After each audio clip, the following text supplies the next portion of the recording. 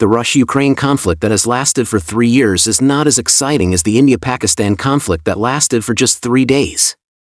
While the Slavs are still struggling in the trenches on the Eastern European plain, Pakistan has carried out a modern blitzkrieg in South Asia, conducting beyond visual range air combat, launching cyber attacks, and using hypersonic weapons for precise bombing. It has not only shattered the ambitions of the Indians but also declared the complete failure of the United States' strategic containment plan aimed at causing trouble around China. To be honest, no one expected that Pakistan would secure victory so quickly. The Indians, who took the lead in provoking the conflict, have found themselves in an awkward situation. It would be too humiliating to admit defeat. But there is no certainty of turning the tables if they continue to fight. So, as we can see, there are reports that the two sides are negotiating a ceasefire. However, the Indians carried out another cross-border attack at night and accused the Pakistani side of violating the agreement. Obviously, Modi can't swallow this humiliation and is ready to continue to engage with Pakistan in a different way. But these actions cannot change the outcome of the Indians' defeat. So, what kind of impact has this brief conflict had on India, Pakistan, and the relevant countries? And what kind of plans does the United States have? One thing we must be clear about is that, essentially, in this conflict, Modi wants to reap the maximum benefits from the China-US trade tariffs war. And the United States aims to provoke disputes and undermine China's Belt and Road Initiative and the stability of China's surrounding areas. Therefore, India, instigated by the United States, took the initiative to provoke the conflict.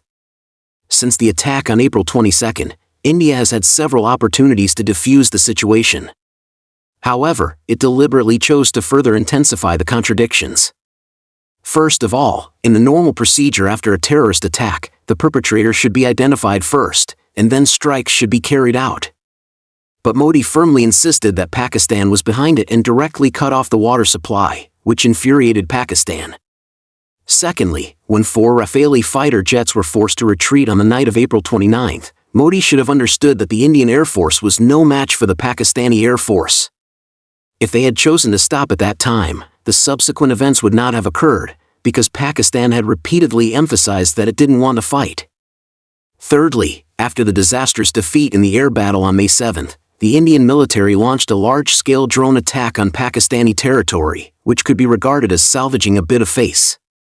It would still be timely to stop at this moment. However, Modi chose to launch a missile strike on the Pakistani Air Force base, which completely escalated the conflict. Subsequently, Pakistan launched military operations against India and used hypersonic missiles to destroy India's S-400 air defense system. Although the Indians denied this, it is a fact that the Pakistani fighter jets returned safely. This shows that the Indians have lost air superiority.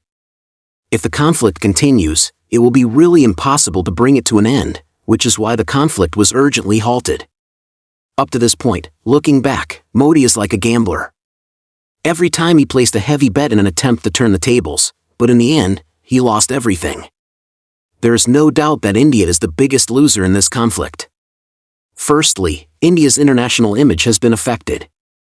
Previously, it always boasted that it was the world's third-largest military power and repeatedly applied to join the 5 permanent members of the United Nations. However, now, in just 3 days, its old rival has exposed its weaknesses. In the future, it will be difficult for India to hold its head high on the international stage. Secondly, India's domestic economy is already in a mess.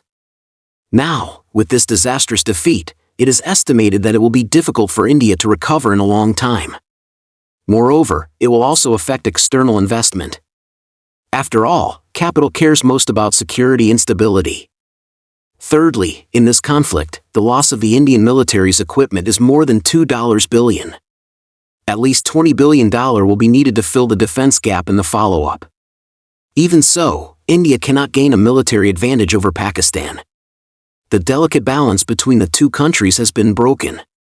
In the future, there will surely be another conflict over the ownership of Kashmir, and it is very likely that this day will not be too far away.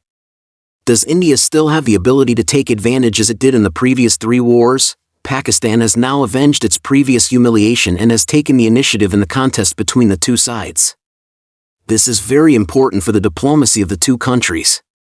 In addition, the domestic situation in Pakistan will become more stable, which is conducive to economic construction and the elimination of terrorist forces. China-Pakistan economic cooperation will be more guaranteed. Beyond this conflict, France and Russia are the second biggest losers. We should know that Russia and France have always been among the top 3 arms exporting countries in the world. The Rafale fighter jets and the S-400 air defense system are especially high-end and sought-after products in the arms market. Both types of weapons are not cheap. However, they were severely damaged without even firing a shot. With such performance, who would be willing to be a fool and buy them? So, the PL-15 not only shattered the pride of the Indians, but also affected the future of the military-industrial enterprises of France and Russia. Perhaps there won't be a significant impact in the short term, but in the long run, their foreign trade orders are bound to be lost, which will directly affect the subsequent or de-investment of these enterprises. In the development of cutting-edge weapons, France and Russia already lag behind China and the United States. Now, their future looks even more uncertain, with little hope of making a breakthrough. The third country affected is the United States. Trump liked to say you're out of cards, but now this sentence applies to himself. The United States has been implementing a strategy of containing China, but all its attempts have failed one by one. In 2016, the United States provoked the South China Sea dispute, but ended up with nothing. In 2020, its attempt at a bioweapons-related frame-up led to a lose-lose situation. In 2022, it instigated the Russia-Ukraine conflict with the intention of dismembering Russia and undermining the stability of China's northwest region. However, Russia has remained as stable as ever. In 2024, it incited the Philippines to cause trouble, but the Philippines quickly saw through its scheme. Now, the United States can only engage in petty acts. Then it instructed Japanese warships to create problems. After that, the United States encouraged South Korea to stir up trouble on the Korean peninsula, but unexpectedly, the fat guy didn't fall for it at all. By 2025, when Trump came into power, he originally intended to ban TikTok, target Chinese enterprises, and block the understanding of the American public. But the Americans didn't comply with him. Instead, they turned to Zaya Hongshu and felt like they had discovered a new world. Trump certainly wouldn't let it go.